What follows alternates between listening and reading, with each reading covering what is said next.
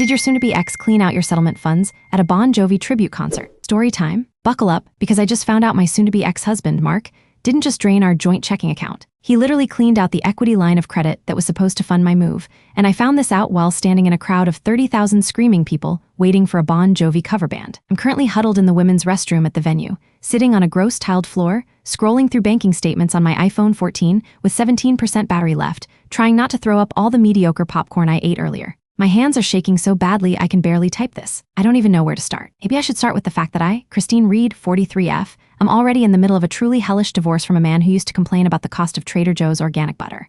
We were together for 18 years, married for 15. The divorce negotiations have been ongoing for 7 miserable months. We were supposed to be doing this amicably, splitting assets, finalizing the sale of the house, moving on with dignity. Spoiler alert, dignity left the building months ago. The plan, the one Mark and I signed off on with our respective terrible, expensive lawyers, was that the equity line of credit, which had about $87,000 left, was mine. It was explicitly earmarked for my half of the settlement, specifically so I could put a down payment on a small condo and start fresh. Mark was keeping the house, paying me out, blah, blah, blah. Important context. The joint checking account we shared for bill payments still had my biweekly paycheck direct depositing into it because, frankly, changing direct deposit during a corporate reorganization is a nightmare. And Mark swore up and down he only used it for the $1,247 monthly mortgage payment and the Hulu Disney Plus Netflix subscriptions. I know, why did I trust him? Past me was an absolute clown. This all went down tonight, Tuesday night at 9:45 p.m. I needed a distraction, honestly. Work has been brutal. I had 8 back-to-back Zoom meetings today, my inbox has 247 unread messages, and I used up 3 of my PTO hours just to mentally recover from a passive-aggressive email chain with my boss, Brenda. When my friend Doris, 31F, who is currently planning a wedding and is therefore suffering from acute bridezilla-itis, invited me to the 80s rock night at the Coliseum venue, I said yes immediately. I needed to forget I was 43 and still dealing with financial fallout from a marriage I thought would last forever. Doris, 31F, is usually very fun, but lately, everything is about linen napkin colors and whether her fiancé's cousin should be an usher. Night, however, she brought along Christina Rivera, 19F, a sweet but seriously annoying intern from her fiancé's office who is the queen of office gossip. Christina, 19F, literally does nothing but scroll TikTok and talk about the toxic dynamics of the 5th floor. NGL, I was kinda dreading spending 4 hours with a 19-year-old, but I was wrong about her in a huge way, though not in a good way. We were standing near the front of the stage, the guitar solo for Livin' on a Prayer just kicked in, and I was actually feeling a moment of peace. Then Doris leaned over, shouting over the noise, "Did you get that Zelle request I sent?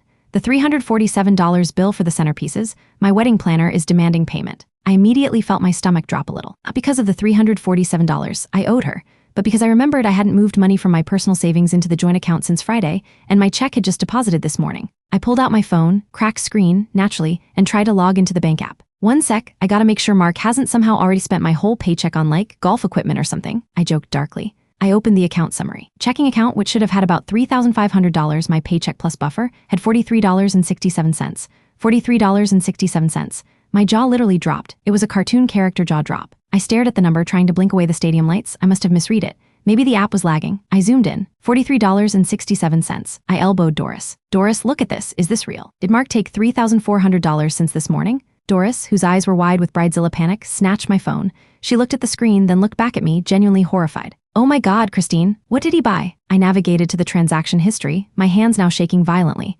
It wasn't a bunch of small transactions. It was one huge transaction. 13/20/24/11:47 a.m. Zelle transfer. Mark H. Reed, $3,456.33.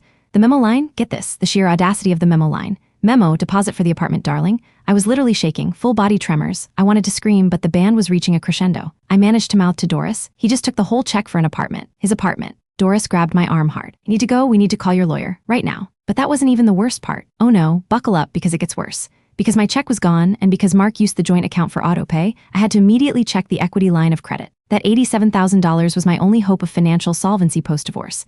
I typed in my credentials, my heart pounding so hard I could hear it over the drums. I had to squint at the tiny numbers. Available credit, $2,104.55. I felt the blood drain from my face. I stumbled backward, bumping into Christina, 19F. She was holding her Samsung Galaxy up, trying to get a picture of the bassist. "Oh my God, Christine, are you okay?" Christina asked, noticing my sudden gray complexion.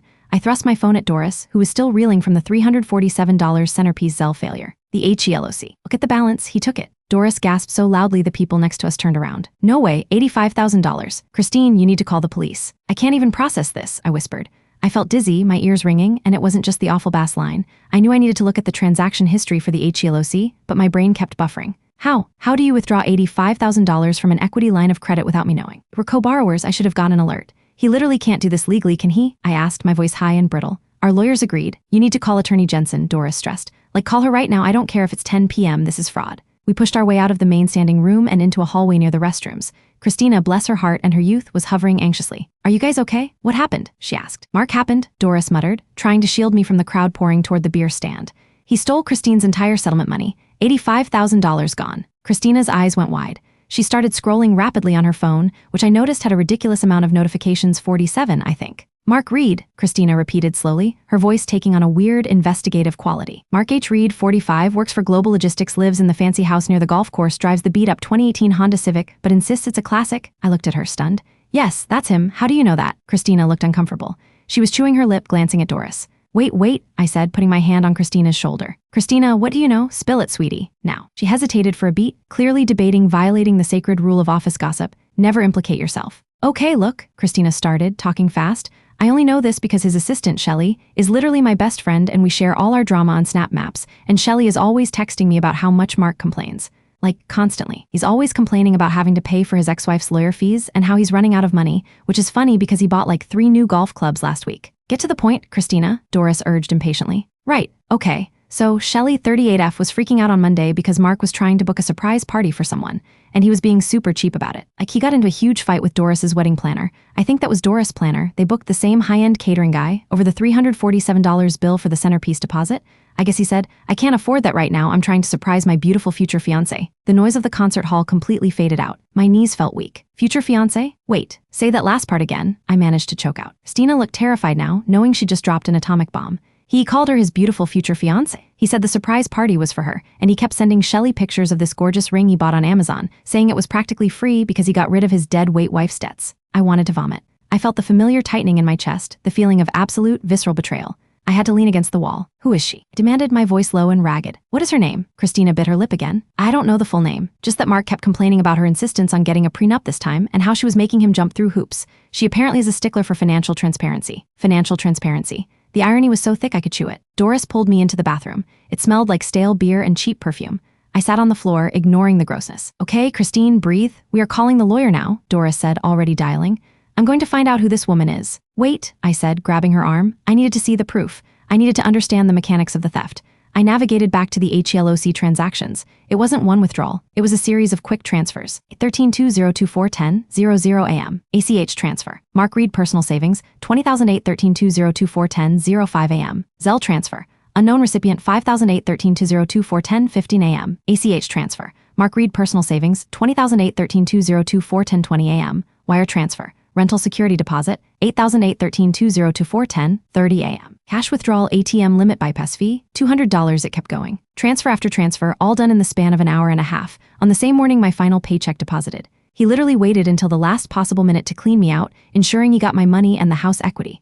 I looked at the specific withdrawal types, trying to find the biggest one. And there it was, the final, massive transfer that killed the account. 13-202-411-30 AM, wire transfer. LV Financial Legal SERVICS, 32,150. LV Financial Legal Services. What the hell was that? It wasn't our divorce attorney.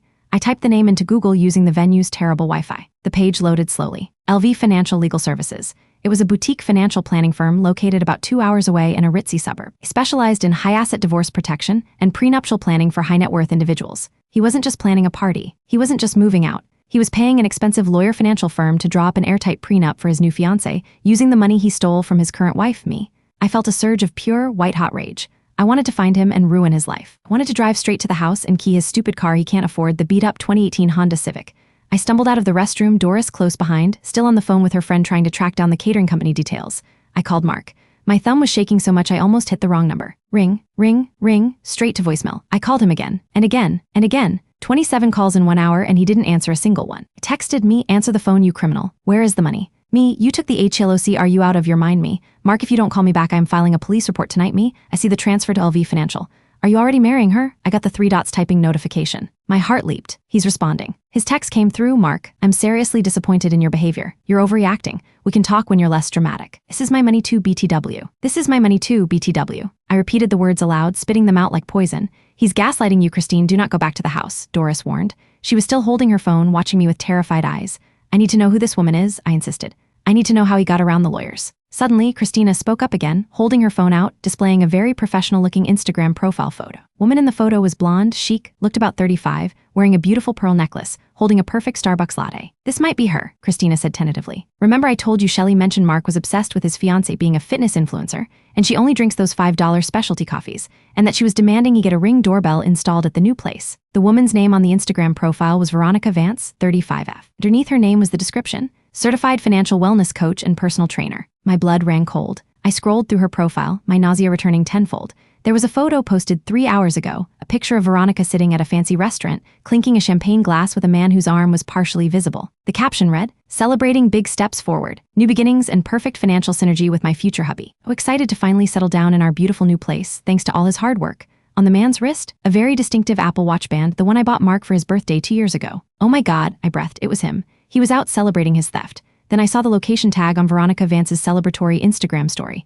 It wasn't some remote, anonymous place. The location tag read, "The Coliseum Venue VIP Box 3. We're standing maybe 100 feet away from them. He wasn't just avoiding me, he was here, maybe even listening to the same goddamn Bon Jovi cover band, celebrating his success and destroying my life with his future fiancé who preached financial synergy from a VIP box. Doris, Christina," I whispered, barely able to stand. "He's here. He's here right now. VIP Box 3. Doris looked from my phone screen to the boxes high above the stage. "We have to leave, Christine." "All the police?" "No," I said, a terrifying calm settling over me. The rage was replacing the shock. "No, I'm not leaving. Not yet. I need to see her face. I need to know if she knows where that $85,000 came from. And I need Mark to look me in the eyes and tell me I'm overreacting again." "Christine, you are in the middle of a divorce negotiation. You can't confront him in public," Doris pleaded, trying to pull me toward the exit. "He stole my future, Doris. He betrayed our lawyers, he stole every penny I had for my security, and he's up there celebrating with a woman who looks like a Pinterest board, using my money," I said, my voice rising. I felt like I was floating. "I'm going up there." Wait, Christina chimed in, suddenly looking like an actual useful human being for the first time in her 19 years. She was intensely focused on her phone, scrolling through venue maps. "VIP boxes are accessed via the gold elevator, code 4558 hash.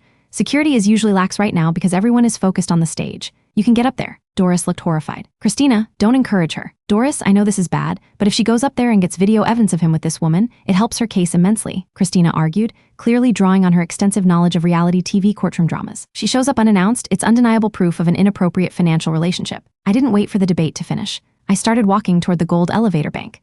I felt the adrenaline pumping through my veins, pushing away the exhaustion and the despair. I was done being the victim. I walked past the security guard, who was busy texting, and typed in the code 4558 hash. The elevator doors slid open. I stepped inside, pressing VIP level 3. My phone pinged, a new text from Mark. "Mark, don't do anything you will regret." I took a deep, shaky breath, knowing I was about to confront the biggest betrayal of my entire adult life, not just the financial one. The elevator doors opened. I could hear the music clearly now.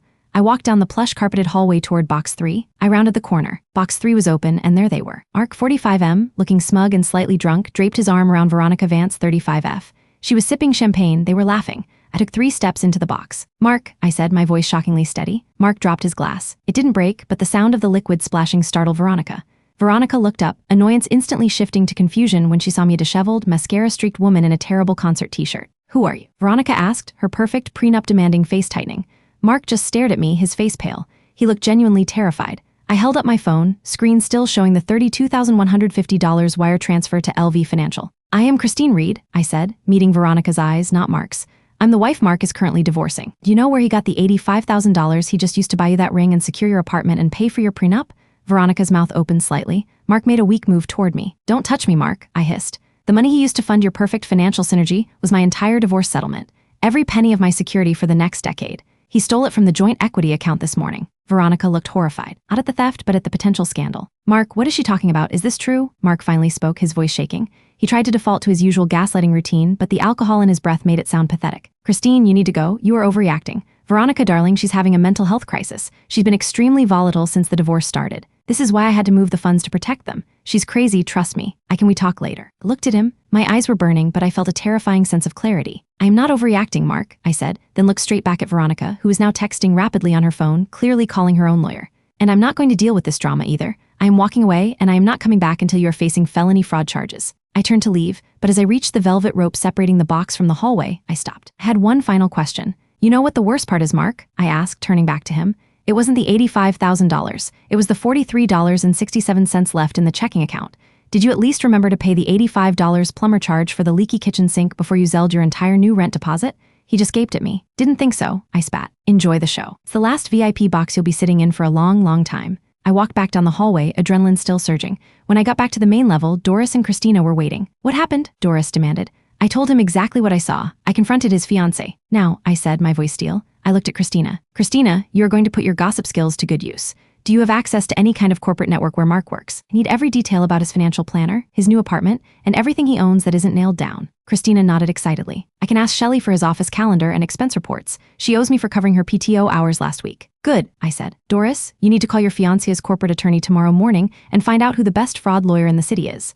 I need someone who specializes in financial crime and marital asset protection. I'm not just getting my money back. I am going to ruin him. I need professional help and I need it yesterday. My phone was still blowing up.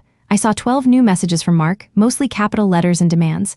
I silenced the notifications.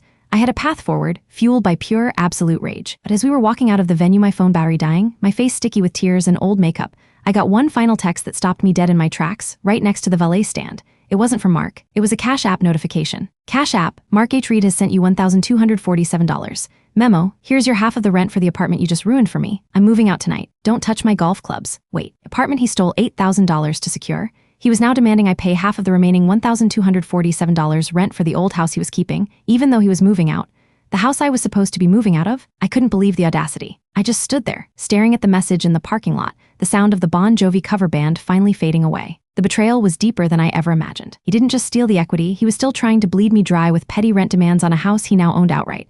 My phone died before I could respond. I looked at Doris. Doris, I said, my voice cracking now, do you still have your fiancé's axe? She looked horrified. Christine, no. I need to call that lawyer, I sighed, leaning against Doris's beat-up Toyota Corolla. First, I need to know, if I crash his Honda Civic into the back of a dumpster, is that more or less expensive than hiring a really good forensic accountant? I needed advice, I needed a plan, and I needed to figure out how to get my life back from a man who had tried to erase my financial existence. I was totally, irrevocably screwed, and this was only just beginning. I need to know what to do next. What does professional help even look like when your husband commits felony theft against you?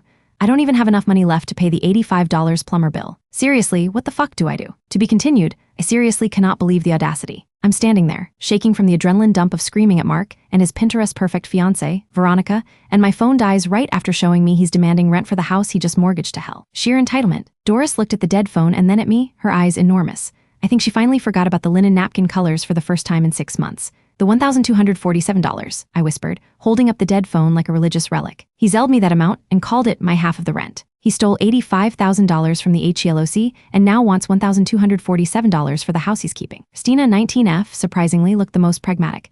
And GL, Christine, that's definitely a paper trail. Like he's admitting he moved out and is financially screwing you over in one text. It's worse than that, Christina, Doris jumped in, pulling me toward her battered Toyota. He transferred $8,000 for a security deposit on a new place. He's not living at the marital home anymore. This is harassment. We piled into the car. Doris was driving home because I was, quite frankly, in no condition to operate heavy machinery or even a plastic fork. The ringing in my ears finally faded, replaced by the relentless cold calculation of rage. The immediate fallout, and the expensive call the drive home was a blur of silence broken only by my sharp, ragged breaths.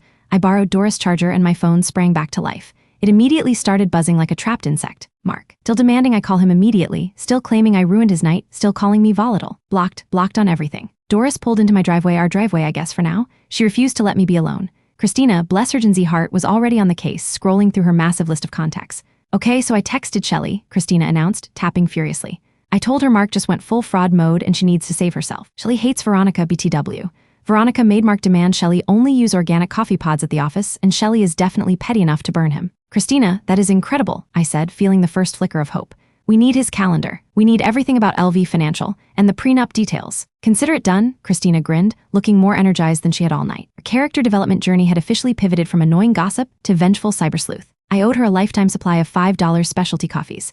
Doris, meanwhile, was already on a different call. She wasn't calling her wedding planner, thank God. She was calling her fiancé, Richard 40M, who is, ironically, a mid-level partner at a giant corporate law firm, specializing in mergers and acquisitions. Not divorce, but he knows everyone. Doris? Richard, listen to me. Mark, Christine's husband, he committed grand theft. He drained the HELOC, all $85,000. He's running a financial fraud operation for his new fiancé. We need a litigation bulldog, Richard. Someone who eats divorce lawyers for breakfast and specializes in white-collar crime. I could hear Richard's low, steady voice on the other end, sounding exactly like a sensible adult, which I definitely was not at that moment. Doris covered the speaker. It's giving me the number for attorney Sandra Chavez. He says she's expensive, scary, and ruthless. Perfect. She handed me the number. It was 11:30 p.m. on a Tuesday. I looked at the name. Sandra Chavez, litigation partner. I hesitated. I had $43.67 in my primary checking account, plus the $1,247 Mark had ironically just sent me, which I was not sending back, TBH. Can't afford this, I admitted, shame washing over me. I don't have the cash for a retainer. I literally just found out I can't even afford the plumber. Doris grabbed my hand. Richard already said to tell her you are a referral, and she can bill the initial consult against the recovered assets. She takes these cases on contingency when the fraud is this blatant, if the assets are high enough. And Christine, $85K is high enough. I took a deep breath, the cold steel of the phone pressed against my ear. I dialed. I was shaking again. A very stern, clipped woman answered on the third ring. No pleasantries. Chavez. I launched into the story, skipping the Bon Jovi cover band details and going straight to the numbers. Joint checking, the HELOC, the $85,000 gone, the specific transfers to Mark's personal accounts, the $32,150 wire to LV Financial Legal Services, the fact that he was celebrating at the Coliseum in a VIP box. She listened in total silence. I could hear the faint clicking of a keyboard on her end, and I finished, choking on the part about the $1,247 rent demand. Chavez didn't offer sympathy. She offered facts. Christine, she said, her voice dry and precise. This is not standard marital dissipation. This is criminal fraud. Depending on the state statutes, we're looking at potential grand theft and forgery, especially if he forged your signature to access the HELOC funds via cash or wire transfer without proper protocol, which frankly, given the quick successive transfers, is highly probable. I gripped the phone tighter. So what do I do first? I'm scheduled to go to the house tomorrow night to pack up my final boxes. Do not go to the house, Chavez commanded. Do not speak to Mark. Do not text him. Do not answer his calls. Any communication must go through my office starting now. I'm sending a cease and desist letter to his current divorce attorney, who, by the way, should be horrified first thing in the morning, along with a motion for an emergency financial restraining order to freeze all of his known accounts, including the ones containing the stolen equity. If he is attempting to file a prenup with a third party using stolen funds, that is fantastic evidence. I will need all those screenshots. I have them, I whispered, holding the dead phone like a shield. Good. Now on the logistics, you need to immediately change your direct deposit. Today, do not let another paycheck hit that joint account. And that $1,247 he sent you, do not spend it. Do not return it. We will hold it as disputed marital funds. It is further evidence of his intent to financially manipulate you while claiming he has moved out. We will use that against him. I felt a monumental weight lift replaced by the weight of imminent, expensive battle. I had found my general. Hash the midweek grind, fear and forensic accounting, so 2 days later I was a functioning mess. I had changed my direct deposit, thank you, HR department, for being surprisingly fast. I was staying on Doris' couch, listening to her argue about font choices for her wedding invitations. Bridezilla-itis was still acute, but somehow less annoying now that I was fighting a war. Attorney Chavez, Sandra, was not messing around. By Wednesday afternoon, Mark's lawyer, a perpetually annoyed man named Mr. Peterson, was apparently having a meltdown. Chavez had not only filed the emergency financial restraining order, but she had also filed a motion for contempt of court because the HELOC was explicitly mentioned in the initial settlement agreement as a protected asset. I got 3 aggressive, increasingly desperate voicemails from Mark on Wednesday. Voicemail 1, 10:15 a.m. Christine, this is going to hurt you more than it hurts me. You need to call off your lawyer. You're incurring massive legal fees for nothing. I didn't steal anything. I merely transferred our assets to protect them from your instability. This is ridiculous. Voicemail 2:00 p.m. Peterson is furious. You need to tell your savage lawyer to stand down. I will report you to the police for harassment if you keep this up. We had an agreement. I'm trying to start my life and you are deliberately sabotaging me. Voicemail 4:30 p.m. slurring slightly. You know what, fine. Enjoy your $43.67. See how far that gets you, Christine. Veronica is furious. This is all your fault. NGL, hearing Mark's world start to implode was a small, satisfying appetizer. The major breakthrough, however, came from Christina, 19F. Fast forward to Friday. I was sitting in a local Panera trying to work remotely. I told my boss, Brenda, I had a severe flu when Christina messaged me on Signal. She was using Signal because she insisted Mark or Veronica might be hacking her TikTok DMs. I mean, maybe, Christina. Shelley came through, Christine. She's a queen. She sent me screenshots of Mark's corporate Amex expenses and his calendar invites. Me, spill it, Christina. What do we have, Christina? Okay, so the calendar is key. Wire transfer to LV Financial, $32,150. Happened 8:13 at 11:30 a.m., right? Guess what was on Mark's calendar at 12:30 p.m. that day? LV Financial, prenup consultation, Veronica Vance. I actually gasped, causing a woman at the next table to look up from her croissant. That was undeniable proof. He wired the money to the firm handling his prenup immediately after draining the HELOC. Christina continued. And the Amex expenses? He charged a $900 deposit for engagement photoshoot on 8/14. And the apartment security deposit he paid for? Shelley found the lease application draft in his email drafts. It's a luxury building 2 towns over. The rent is $4,500 a month. I scrolled through the screenshots Christina sent. Mark H. Reed, complaining about $5 organic butter, was leasing a $4,500 apartment with stolen money and paying a high-powered law firm to ensure his new fiancé couldn't touch his supposed assets. The hypocrisy was breathtaking. Also, Christina added in a separate message, Shelley said Mark told everyone at work Veronica is financially savvy and insisted Mark use a specific, non-traditional bank for their joint funds, a bank you wouldn't have access to, Christine. TBH, I think Veronica knew exactly where the money was coming from. She's a financial wellness coach, right? She didn't ask questions about where 85K appeared overnight. I paused, staring at the message. Christina was right. Veronica Vance, 35F, was selling financial synergy while benefiting from theft. This wasn't just Mark's betrayal. This was a conspiracy of two incredibly shallow people. I forwarded all the information immediately to Chavez's office, along with a thank you note to Christina that included a promise to fund her entire college textbook budget. The lawyers meet. The brutal reality of financial litigation. By Tuesday of the following week, a full week since the concert, I was utterly depleted. Mark was suffering. I was surviving on instant ramen and Doris' very loud, very intense wedding playing discussions, and I still hadn't figured out where I was going to live long-term. I had a formal deposition meeting with attorney Chavez on Tuesday afternoon. Her office was exactly what you'd expect. Floor-to-ceiling windows overlooking downtown, expensive modern art, and an atmosphere that screamed, "You are paying me $750 an hour, so be efficient." Chavez explained the legal reality of my situation. "We have filed a motion for expedited forensic audit," she stated, leaning forward over a stack of impeccably organized files.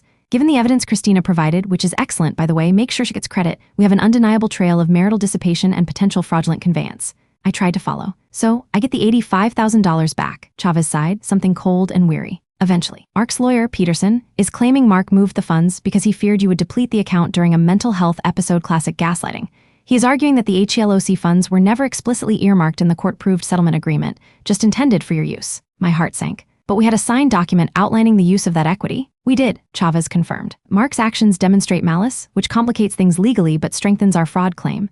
The challenge now is that the $85,000 is likely scattered. $32K went to LV Financial, $8K went to the apartment, $20K went into his personal savings, which we have frozen. We have to go after Veronica Vance, too. She's currently a constructive trust beneficiary of stolen funds. Knows or should have known, given her profession, that a sudden massive transfer into his account was suspicious, especially as he was undergoing a contentious divorce. So she's getting pulled into this?" "Oh yes," Chavez smiled faintly, a smile that promised ruin. "And LV Financial is now implicated as well, since they accepted funds directly tied to a fraud scheme. They will likely be forced to return the $32,150 quickly to avoid a lawsuit. I hate getting dragged into domestic disputes, especially when it involves criminal activity. This was the professional help I needed. It was brutal, expensive, and complicated, but it was action. The cost, however, was terrifying. Chavez estimated the initial forensic audit and the motion filing fees would hit $15,000, payable immediately. I have $1,280 in my accounts," I admitted, feeling hot tears prick my eyes. "Use the rest on a therapist copay and getting my car oil changed. I can't afford $15,000. Chavez was unfazed. "We will send an immediate demand to Mark's frozen account for the retainer. Given the blatant fraud, the judge will almost certainly approve the immediate disbursement of marital funds to cover legal costs tied to the theft itself. However, Christine, you need emergency housing. You cannot stay on Doris's couch indefinitely, and you cannot go back to the house." At $1,247 Mark sent, "We are going to treat that as your moving expense allowance." "But he was demanding it back for rent." "I know," Chavez said, gathering her papers. "It's brilliant. He tried to claim you owed him rent on the house he was vacating, but in doing so, he provided us with funds that we can use to pay for your temporary housing. Thank him for the admission, Christine. Now go find a small, safe apartment. We'll focus on recovery and contempt proceedings." Hash the confrontation aftermath, and the move a week went by where I focused entirely on finding a cheap place to live. I secured a tiny, older apartment about 30 minutes from work. It was depressing, smelled faintly of old pizza, and cost way too much, but it was mine. I had to go back to the house one final time under police escort to collect my essentials. Chavez insisted on it. I dreaded it. This morning, he showed up at my doorwell, the old house door. The day I moved was rainy and miserable. Doris and Christina showed up with a U-Haul trailer the size of a postage stamp and a mission. I changed the locks on the joint bank accounts online, changed the passwords on all my streaming services, petty, yes, but necessary, and was ready to go. Cop Officer Johnson, seemed bored but professional, was standing on the lawn when Mark, 45M, rolled up in his beat-up 2018 Honda Civic, looking extremely stressed and wearing a suit that looked slightly too tight. "Christine," Mark exclaimed, his voice high-pitched. "What is this? Why is there a police officer here? I am the owner of this residence." Officer Johnson stepped forward. "Sir, your former wife is here to collect personal property under protection of the court. I need you to remain at a distance and not engage with her." Mark ignored him and looked at me, rage flickering in his eyes. "You filed a motion for contempt? Are you insane? You know how much that cost me. Peterson said your lawyer is the most expensive monster in the city. You are ruining us, Christine." I just stared at him, holding a box full of old photo albums. "You ruined me when you stole $85,000, Mark. This is not ruining you. This is called consequences." "Wasn't stealing," he hissed, lowering his voice conspiratorially. "I just needed a bridge loan. Veronica needed immediate funds for the prenup consultation to protect my future assets. I was going to pay it back after the house sale finalized." "Oh, you mean the house sale that you already finalized by taking all the equity?" I countered, my voice flat. "And you wired $32,000 to LV Financial for a prenup on the day you emptied my accounts. You didn't need a bridge loan, Mark. You needed my money to convince Veronica you were solvent." He looked away, momentarily defeated. Then he rallied. "Peterson says your contempt motion is garbage, and that $1,247 is for the mortgage, Christine. You owe half. I'm struggling here. You think I wanted to move into that cramped apartment just to satisfy Veronica? I did it for us. The gaslighting was terminal. You were moving into a $4,500 a month luxury apartment, Mark, I said, leaning closer, enjoying the small victory of knowing the details. Christina got the lease application.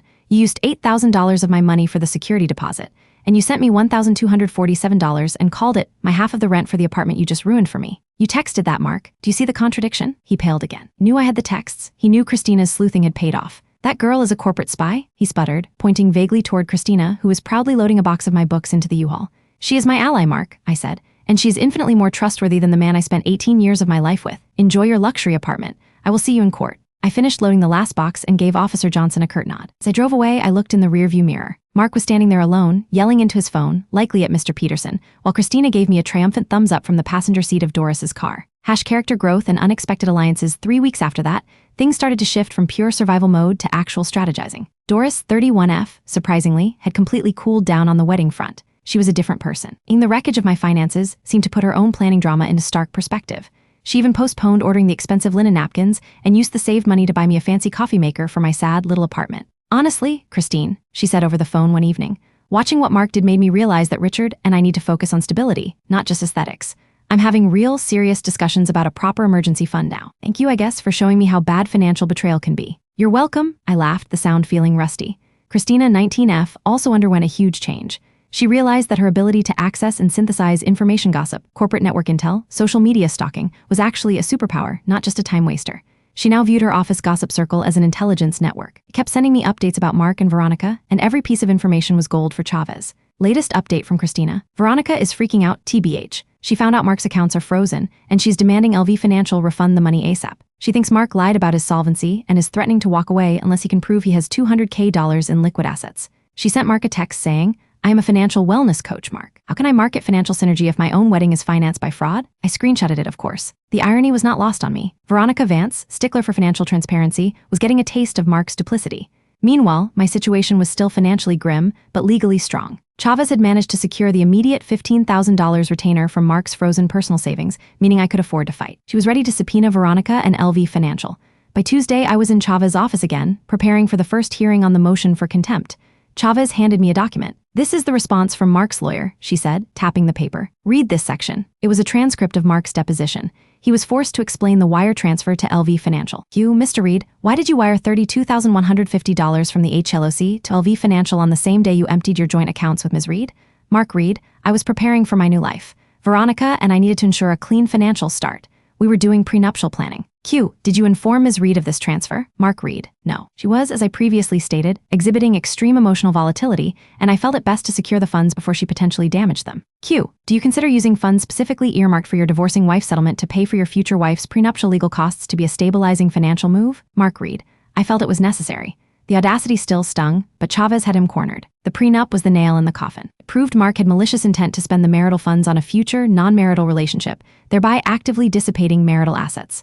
The hearing. The moment of truth, the contempt hearing, was horrible. It was the first time I saw Mark face-to-face in a controlled, sterile environment, and he looked smaller, stressed, and sickly pale. Mark's lawyer, Peterson, tried to argue that Mark was merely a victim of an overly complex divorce, and that the HELOC funds were fungible, a word I learned means easily swapped, assets he intended to replace. Chavez was phenomenal. She didn't raise her voice, but every word was a bullet. Your Honor, Chavez stated, standing tall and radiating competence. Defendant, Mark Reed, not only drained the account, thereby committing financial fraud against his wife, but he did so on the same day he secured a $4,500 a month luxury rental property and paid a $32,150 retainer to firm specializing in prenuptial agreements for his fiancée, Ms. Veronica Vance. You have the wire transfer records, the lease application, the corporate calendar entries, and text messages confirming his intent. She then presented the specific text message where Mark demanded the $1,247 rent payment, proving he was actively trying to further financially bleed me dry even after moving out. The judge, a no-nonsense woman with tired eyes, was clearly disgusted. He didn't rule immediately on the fraud claim,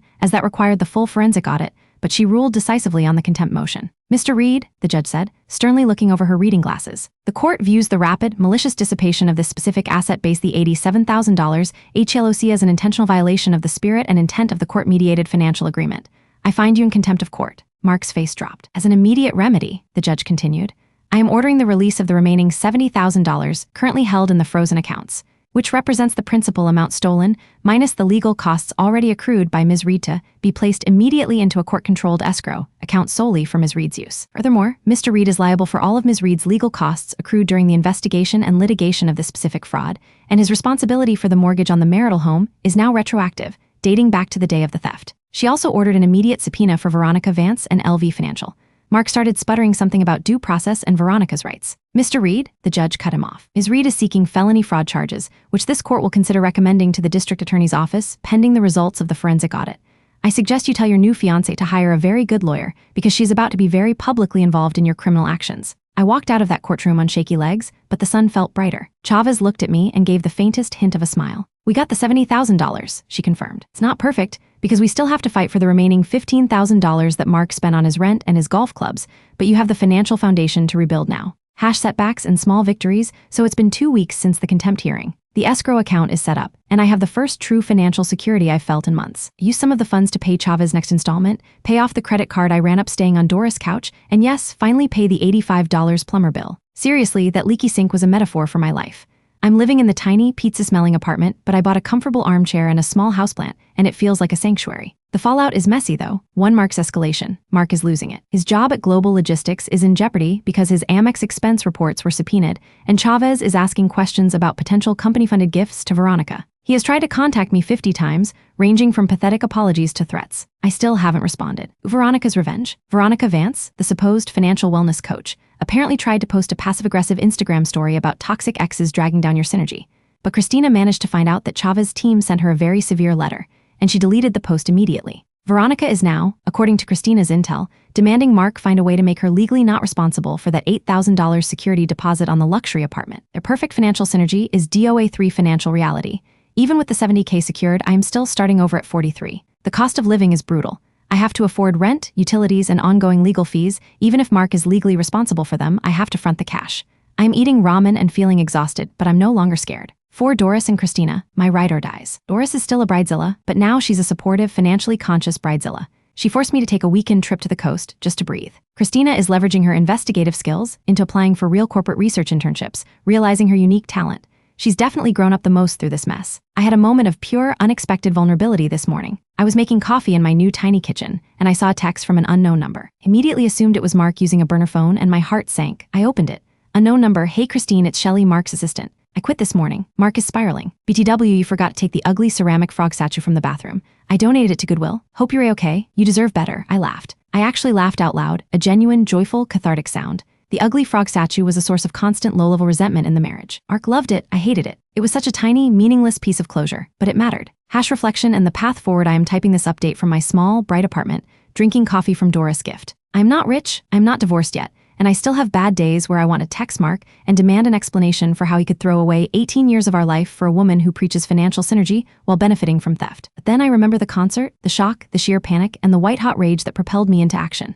If I hadn't confronted him that night, if I hadn't taken the professional advice from Chavez, I would still be sitting in that messy house, waiting for Mark to dole out scraps. The biggest thing I learned, other than never sharing a joint bank account during a divorce, is this: when financial betrayal hits, you don't fight fire with fire. Fight it with lawyers, forensic accountants, and paper trails. My initial instinct was to key his car and burn his stupid golf clubs. I wish I was joking about that, but that would have just gotten me arrested. Professional help, as brutally expensive and emotionally draining as it is, forces you to act strategically, not emotionally. Chavez is confident we will recover every penny and likely a large settlement for the emotional distress and fraud committed. But the emotional cost is immense. I realized I was willfully ignoring red flags for years, prioritizing an amicable divorce over my own self-protection. Never again. I still have a long way to go. The full divorce might take another 6 months of fighting over remaining assets and debts, but I am financially secure enough to pay my bills, and I'm surrounded by people who will help me screenshot Mark's failures. Yesterday, I spent the afternoon looking at small, affordable condo listings. They aren't the fancy places I dreamt of before Mark drained the equity, but they are mine. And I'm going to buy one, maybe even with some of Mark's seized funds. It will be the best feeling in the world. So seriously, what does professional help look like when your husband commits felony theft against you? Looks like a very expensive, very terrifying woman named Sandra Chavez and a mountain of legal paperwork, backed up by the incredible, petty corporate spy skills of a 19-year-old intern. I'm Christine Reed, 43, newly single, slightly scarred, and building my new life one ramen cup and one subpoena at a time. The financial synergy might be ruined for Mark, but mine is just beginning. We'll update if Mark gets arrested or if Veronica tries to Venmo me for her half of the prenup fees. TBH, I wouldn't put it past her. End of part 2.